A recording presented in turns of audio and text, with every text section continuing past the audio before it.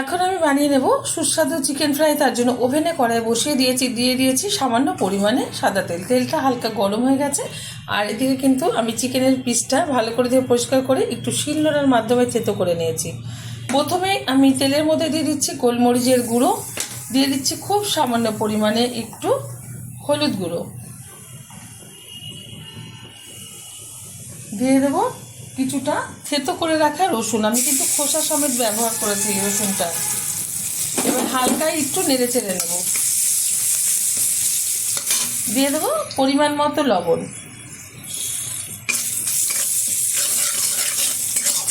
হালকা একটু নেড়ে চেড়ে নেওয়ার পর কিন্তু একটু ভাজা ভাজা টাইপের হয়েছে রসুনটা।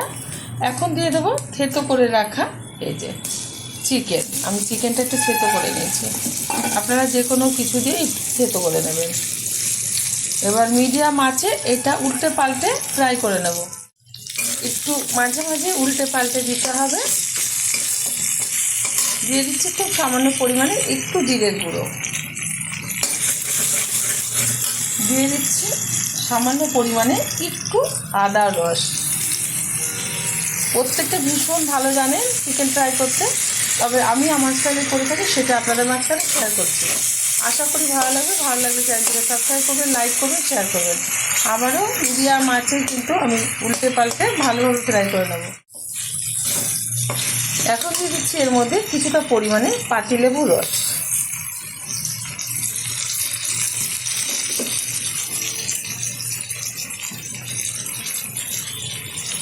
রসটা দেওয়ার পর ভালো কালার আনার জন্য দিয়ে দিচ্ছি একটু কাশ্মীরি লঙ্কার গুঁড়ো। এবার নেড়ে চেড়ে নিচ্ছি। এটা কিন্তু স্যালাডের সাথে ভীষণ ভালো লাগে। যারা শুধু খেতে চান শুধুও খেতে পারেন, তাতে কোনো অসুবিধা নেই, দুটোতেই খেলে ভালো লাগবে।